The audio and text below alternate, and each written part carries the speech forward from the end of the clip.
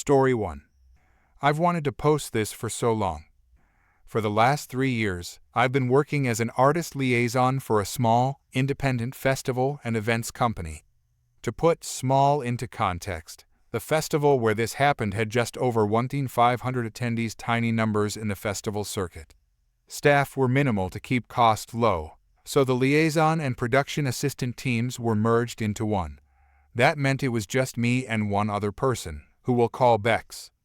This festival was held on the grounds of an already established local venue. The venue was typically used for awards nights and formal dinners, so it had 2 large halls, a tiny side room where security staff were crammed in, and a maze of back hallways to navigate the space.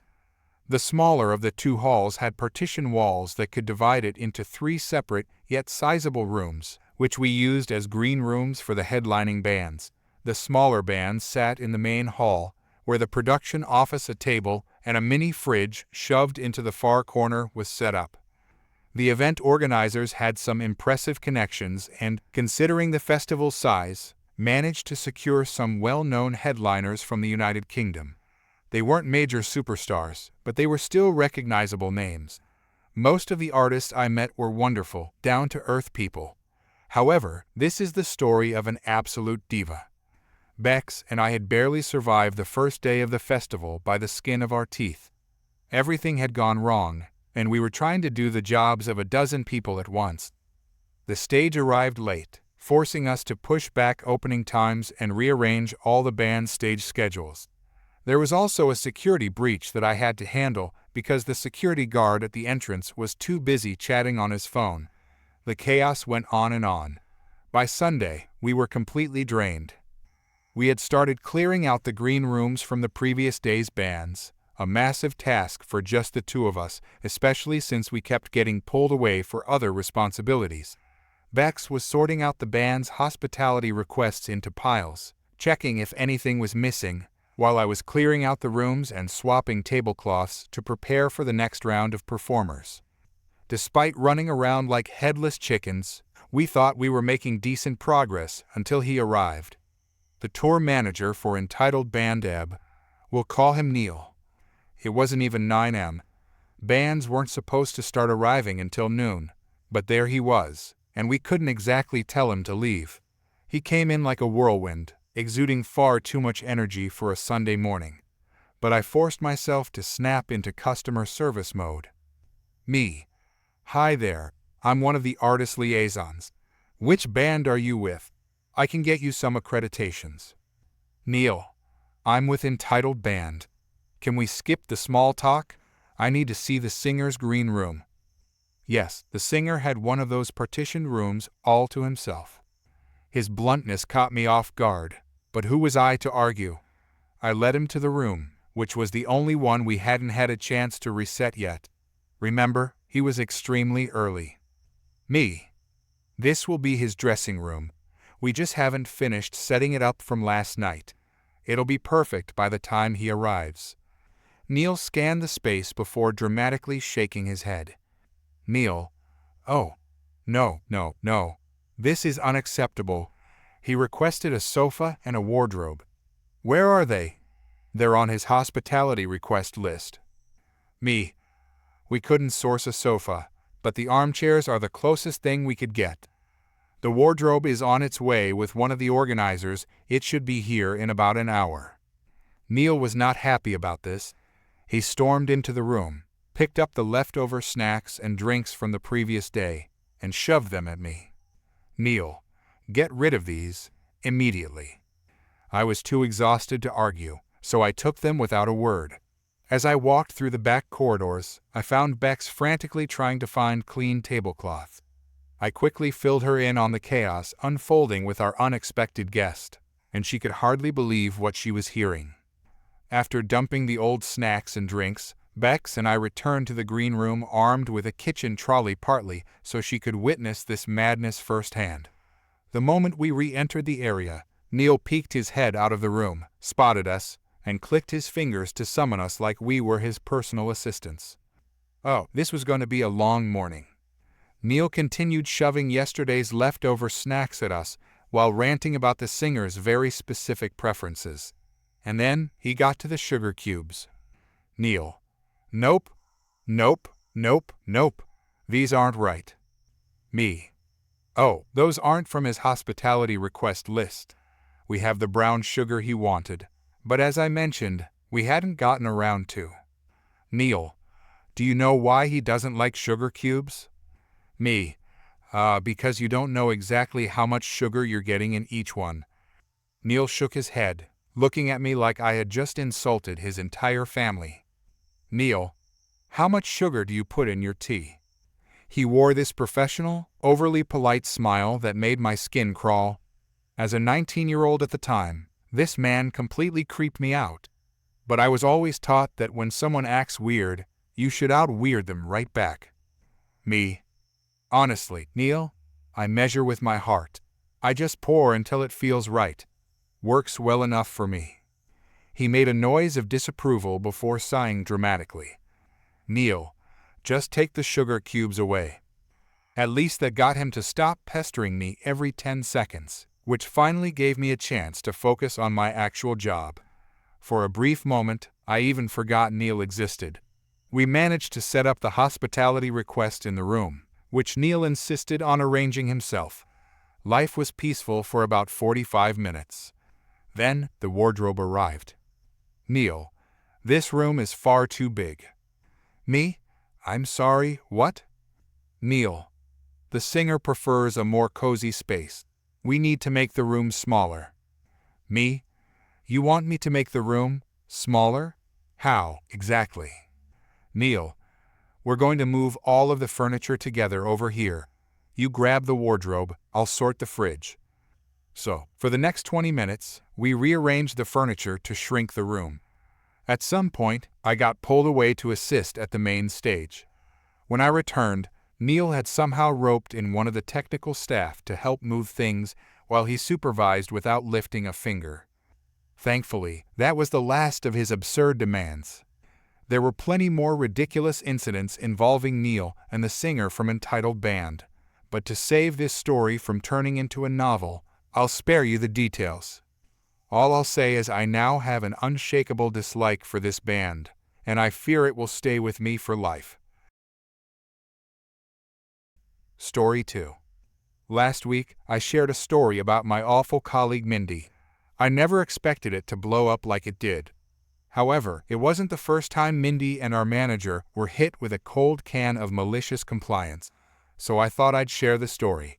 I can't take full credit for it. It was a team effort, as you'll see. Upper management decided to trial a new system where colleagues would rate each other. The rules were that all comments had to be constructive. We couldn't write anything spiteful, untrue, or based on gossip, so you could write stuff like "ex-colleague is always supportive and offers help when I need it," or "ex-colleague communicates clearly," and so on. Basically, they wanted us to think about how our colleagues helped us and what they contributed to the team. They hoped it would help gauge how well the team worked together and encourage them to be positive about each other. These reviews were to be handed to a manager, and only the manager was allowed to read them. As you can imagine, this was tricky when it came to Mindy. For those of you who haven't read my previous story, Mindy fancied herself the queen bee of the office, and she tattled on everyone for petty stuff like using too many staples or being a few minutes late, and she even kept a tally of how long each of us took going to the bathroom or getting a drink. She was overall a very toxic person. Worst of all, she was our manager's favorite, so she basically got away with everything. I tried to be as diplomatic as possible and wrote that her constant monitoring of our bathroom and drink breaks made me uncomfortable, and that maybe she needed more training because she frequently came to me with complicated queries that were actually pretty standard, or dumping complex cases on me because she said she didn't have time. Again, I wrote them in a way that wasn't accusing, just stating plain facts. Everyone in the team put their reviews in the box on the manager's desk. The manager was supposed to look through them and use it to tackle issues or any areas of discord in the team discreetly. In spite of the fact that these reviews were supposed to be anonymous, and only for the eyes of the manager, Mindy somehow found out what was on them, and she was furious. She accused us of ganging up on her and bullying her, and you guessed it, she tattled to the manager. He called an emergency team meeting to address it. He brushed off our concerns about how Mindy had read them, and all these were supposed to be anonymous and private. "I need you to rewrite them all," he said. We all looked at each other. One of my colleagues, who I'll call Tom, piped up. "We did exactly as asked. Our reports were truthful and constructive," Tom said. "No, you can't write this. You need to write them again, and this time, stick to facts." Our manager snapped, and that was that. Mindy grinned smugly at us as we left. Tom stepped in and suggested we go out together and figure this out. There was no way we were going to lie and say Mindy was a great employee like our manager obviously wanted us to, but we had to do what he said. Tom had been at the company for decades and always stood by his colleagues. He was a genuinely fantastic guy, and we all loved him. He suggested we go out for drinks together to discuss it away from Mindy, so we did. At first, none of us knew what to do. What facts can we give about her that won't get us in trouble? "Mindy sits at desk number X. Mindy has short hair," I said sarcastically. Tom's eyes suddenly lit up. "Yes," he said. "That's exactly what we'll do." We worked together and came up with a plan. We redid the forms and we all wrote the exact same thing. Mindy has short hair. Mindy sits at X desk number. Mindy works 9-5:30. Literally, just a laundry list of mundane facts about Mindy, and our forms were identical. We waited until the last moment to post them in the box. Our manager hit the roof, but there was nothing he could do about it. We did what he asked, and there was no time for him to make us do another, so he just submitted them. The scheme was soon dropped because it created too much work, and was replaced instead with a system where colleagues could nominate each other for awards. Guess who never got nominated for any awards? For the record, this took place before the lunch break fiasco, in case you were wondering. Story 3. My mom has always had medical issues that led to multiple surgeries. Whether it was her shoulder, back, or knee, those are the ones I can remember, though I'm sure there were more. It was always a challenging experience, having to help her get dressed and take care of various tasks for her. I never minded helping, but the dressing part always made me uncomfortable. I'm just not the best person for that kind of thing. Now, my mom might need a hip replacement soon. She told me she would need my help. But the issue is that I'll be visiting my husband in South Korea in April and August, so I won't be home. My dad will be there to assist her, but I'm not sure if that will be enough. I suggested that she consider staying at a rehabilitation facility after the procedure. She dismissed the idea, saying that unless her doctor specifically recommended it, she wouldn't even bring it up. She also made it clear that she doesn't want to go because she believes family should take care of her. I told her I understood, but at the same time, professionals at rehabilitation centers are trained to provide the kind of assistance that neither my dad nor I are equipped to handle. I've had my own back problems in the past, and even now I have to be careful. I can't risk putting myself in a situation that could cause further injury. Physically, I'm not in a good condition to help her the way she needs. I'm not trying to sound like I'm seeking sympathy, but aside from my back issues, I'm only 4'11" and weigh 117 pounds. I'm simply not built for the level of physical assistance she requires.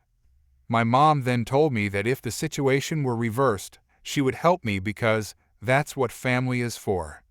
I responded that I wouldn't expect anyone to take care of me if I underwent a medical procedure. I would rather receive professional medical assistance because trained specialists would know how to help me recover better than my parents could. During dinner, my mom brought up the hip replacement again and said she needed my help. I told her I wasn't comfortable with the idea of taking care of her when there were medical professionals available to do so. I suggested either a rehabilitation center or a home nurse. That's when she asked, "So what happens when I get older? Are you going to send me to a nursing home?" I replied, "If I find that it would be the best option, and if for some reason I'm unable to care for you, then it's something we'd have to figure out at that time." She was not happy at all. She argued that, as her daughter, I should feel comfortable helping her with things like bathing and getting dressed. I told her that I had every right to feel uncomfortable, and that led to an argument. She insisted that this was a natural part of life, that daughters are supposed to take care of their mothers, and that most daughters are happy to do so. I told her that not everyone feels the same way. At one point, I reminded her that she had placed her own mother in a nursing home. She responded by saying that the facility had mistreated her mom and that all nursing homes were terrible. I pointed out that not all facilities are like that, and that maybe my grandmother passed away due to other factors. That only made her angrier. She threw it back at me, saying, "I can't believe I have such a mean, ungrateful daughter." I fell silent for a moment before asking, "You have a son too. How is he going to help?" She immediately dismissed the idea and said that it was a daughter's responsibility to provide this kind of care, not a son's. She didn't expect my brother to do any of it. For some background, my husband is currently in South Korea while we wait for his visa to be approved, a process that takes about 1.5 years. I could have moved there, but I believed life would be better here. There was also a lot of guilt from my parents influencing my decision. But now, during this argument, I found myself saying, I should have moved to South Korea. That statement only made my mom more upset. She started yelling and told me not to say things like that as if it were some kind of threat. But the truth is, I gave up being with my husband just to be in this situation. I have struggled with depression in the past, though I don't want to go into the details. I'm not looking for sympathy. But after the argument, I went to my room, feeling completely drained. As I sat there, I overheard my mom telling my dad to check on me to make sure I was okay. His response was, "No, I'm not going to do that." A small part of me hoped he would open the door and ask if I was all right, but I was wrong to assume he would. What frustrates me the most is that we aren't even at that stage in life where she's elderly and in need of constant care. Yes, her physical health isn't great, but she's only 65. It feels like I'm being pressured into a role I never agreed to take on, while my brother is completely excused from it. I can't help but wonder if I'm in the wrong for any of this. I sacrificed being with my husband, only getting to see him 3 times a year, for this. And now, because I suggested my mom consider rehabilitation after a medical procedure, I'm the bad person. I just don't understand why I'm expected to take on all of this responsibility alone. Story 4. You can't treat your dog like a N-word just because she's black. I have a service dog because I have seizures. Now, if you don't live in the US, you probably don't know fully trained by a school service dog costs nearly $20,000, and they aren't covered even a little bit by insurance. There is the option to train your own dog. It takes longer and requires more patience. But when you're disabled and get $798 a month and aren't allowed to work, it's the best option. I spent $2,000 on my dog. She's an all-black Newfoundland dog. She was just turning 8 months old when the local trainer I was working with said it was time to start introducing her to the public part of her job. I made the mistake of choosing Walmart for that first trip. Her commands at this time were "Rowena, focus" with me, and "ignore" for obvious reasons. The first 10 minutes she was doing well. 2 teenage girls entered the same aisle we were on, and she attempted to pet her, which is something you don't do. I stepped in the way because a 8-month-old puppy is still working on this part of her training. Cast is me, the entitled mother, and the entitled teenagers who were both about 15. Me, Rowena, ignore. Entitled teenager 2. Let her pet the dog. I'm sorry, she's a training service dog. You aren't allowed to pet her because she can miss alerting me and I could get hurt. Entitled teenager 1. Only blind people use service dogs. You're not blind. Actually, people with all kinds of disabilities can use service dogs. She alerts me for seizures. We have to keep walking now. She's in the middle of training. I have Rowena switch sides and we keep going. About 4 minutes later, I see the 2 teenagers come to the same aisle about 10 feet behind me. Entitled teenager 1 whispers, "Rowena." The other girl giggles and says, "Rowena, come." Me. Rowena, ignore, with me. I walk to a different aisle and keep shopping. They round the corner of that aisle as well. Entitled Teenager 2. Puppy, I have some treats, come here. Entitled Teenager 1. You want to come home with us? I'm annoyed at this point and turn around. Please stop. If you keep doing this and she doesn't alert me, I could get hurt.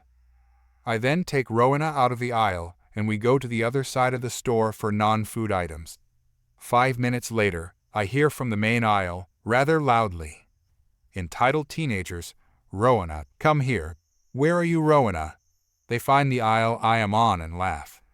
There you are, Rowena. Please stop following me and messing with my service animal. I leave the aisle and enter the entitled mother from the way that I was leaving. Now I'm boxed in, so I put Rowena in a downstay behind me against the shelf. Entitled Mother, excuse me, who do you think you are? Entitled Teenager 1, Mom, she won't let me pet the dog. Entitled Teenager 2, yeah, we just want to pet her. Entitled Mother, how dare you, puppies need to be loved on and pet. You're just abusing her. Me, thinking the entitled mother doesn't know everything. I'm sorry, I explained to the girls she is my service dog. She is training right now and can't be pet. So you don't pet her and you're forcing her to be your slave. No, she gets lots of love and attention when she's not working. Service dogs actually love to work. You don't deserve that puppy. Just because she's black doesn't mean you can treat her like a N-word. I had the surprised Pikachu face. What? The entitled mother starts shouting, help, help, manager, security. Rowena breaks her downstay to alert me. I slowly slide down to the floor and brace myself thinking I'm going to have a seizure and freaking out that these people are going to steal my dog while I'm seizing. Enter manager, security, and the amazing employee. Manager, is everything okay? The employee, seeing me on the floor next to my service dog. Oh, thank you for getting out attention, miss. Do you need us to call an ambulance? The entitled mother to security. She stole my daughter's service dog. She's wearing a medical alert bracelet, and the dog's vest says seizure alert. Manager, ma'am, the truth. She's abusing that dog. She won't let my daughters pet it and is forcing it to work for her. Me. I don't need an ambulance, but they have been following me through the store for nearly 30 minutes, calling my dog and trying to get her away from me. I told them multiple times to leave me alone. Manager, we're going to have to ask you to leave. Entitled mother, I'm not going anywhere without that dog. Security, if you don't leave, I will call the police. They finally leave in a huff. I don't have a seizure, but now I know my dog alerts me to panic attacks too. Me. Thank you. I really thought they were going to steal my dog. The amazing employee helps me to the front and checks me out. You would think this is the end, right? It's never the end with entitled people. The amazing employee decides to walk me to my car. I am pushing the cart and don't realize Rowena's leash isn't around my wrist, just in my hand. We are just outside the doors when I hear all three entitled people. Rowena, come here. Come on, Rowena. And before I can say anything, my dog pulls the leash out of my hand and runs from the door into the parking lot. A woman in a truck slams on her brakes because she hears me scream, and the amazing employee takes off and manages to get to Rowena and pick her up before the entitled mother can grab the leash. They get in their car, that stopped in the middle of the lane, and speed off. I get to my car, the very first car outside the doors because handicapped parking, and take Rowena from amazing employee. Get everything in my car, lock the doors, and call my mom. Mom, Ness. Me, Walmart.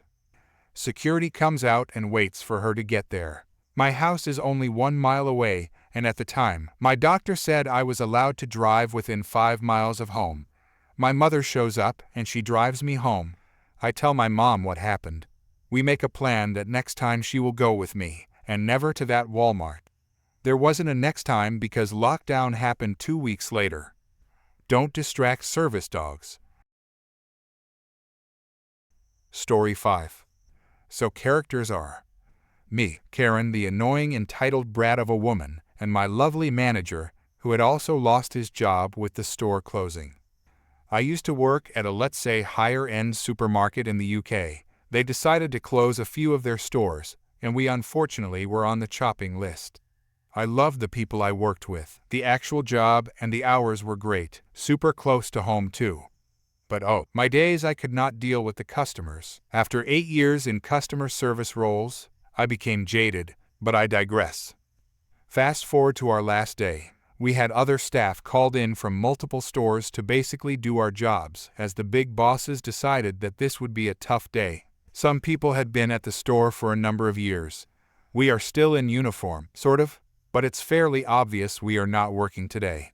So, we have a reduced bay full of high-end reduced goodies that I had been previously dying to try, mainly Heston stuff and a lot of cheap prime cut steaks, etc.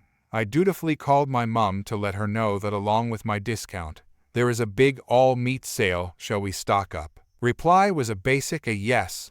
I grab a trolley and start stocking up. 2 minutes later, it looks like I've completed a trolley dash. Happy with my selection, I started to head towards the checkout. At this point, I'd also like to add that it was my manager who let us all know about the big all-meat reduction and basically told us to get over there for first dibs.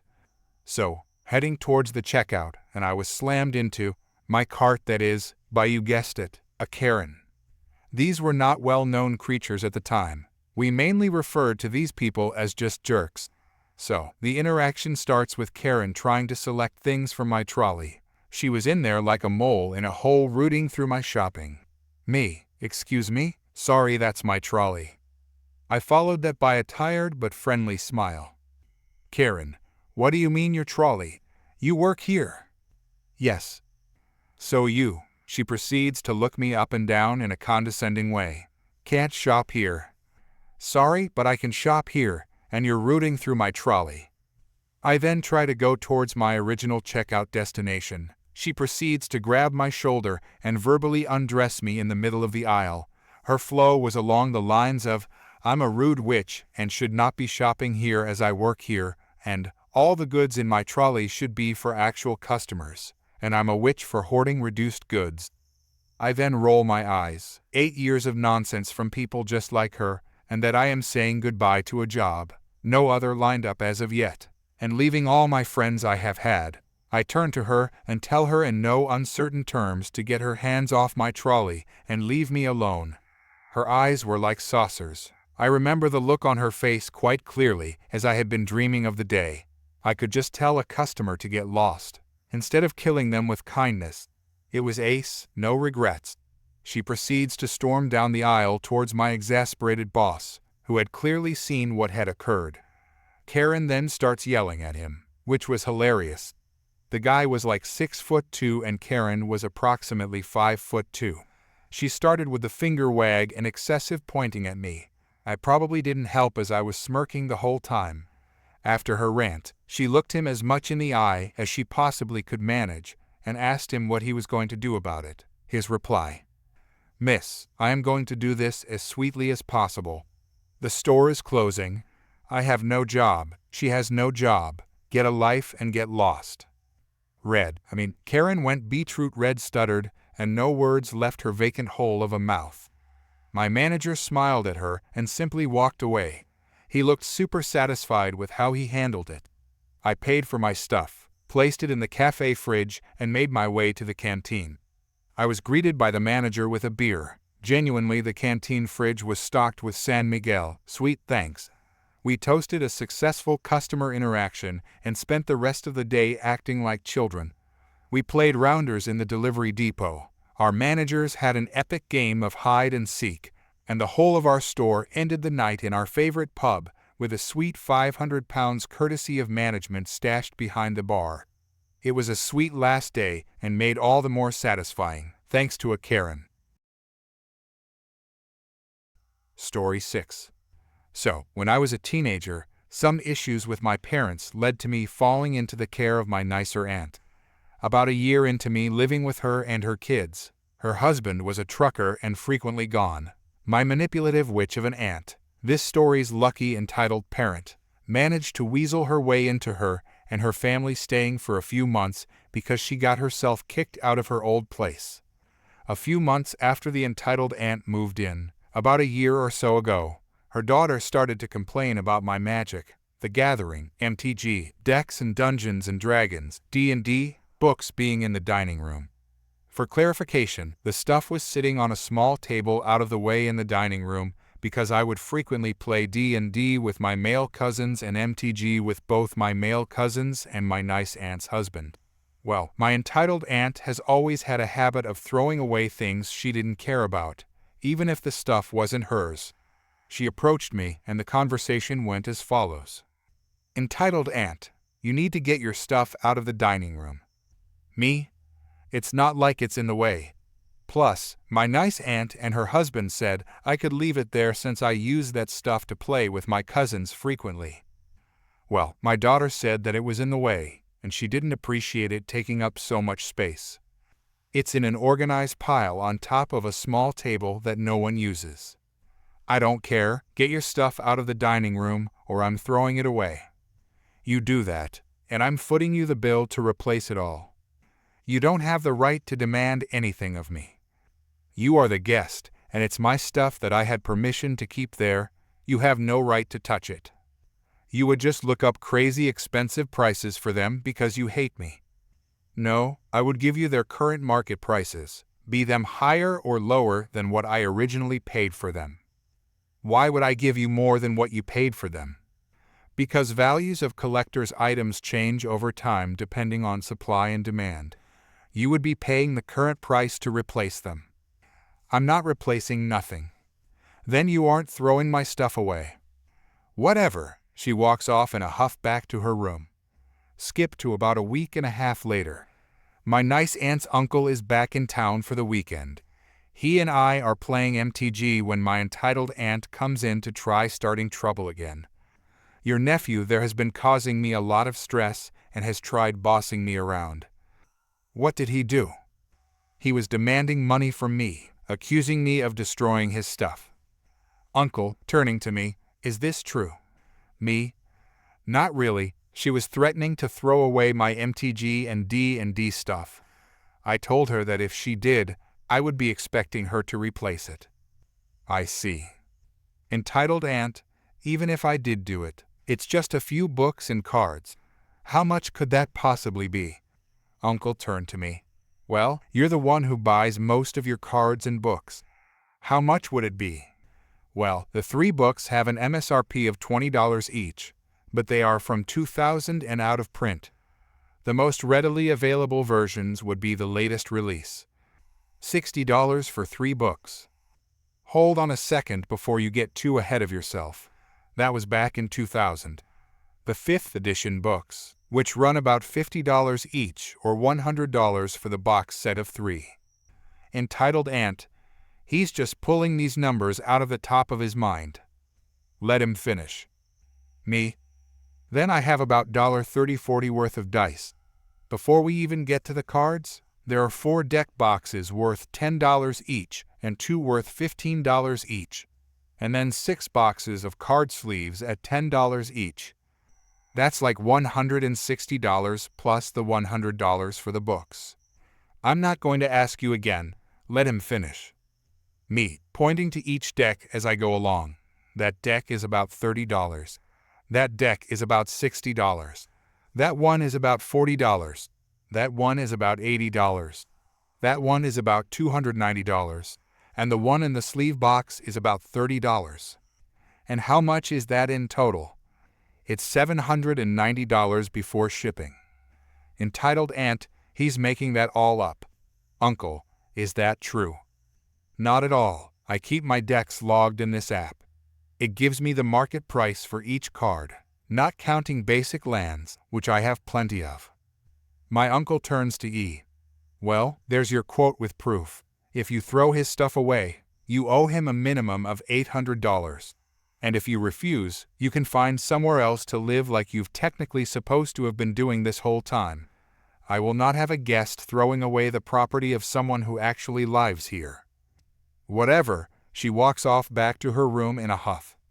Now that that's over, whose turn was it again? It's your turn.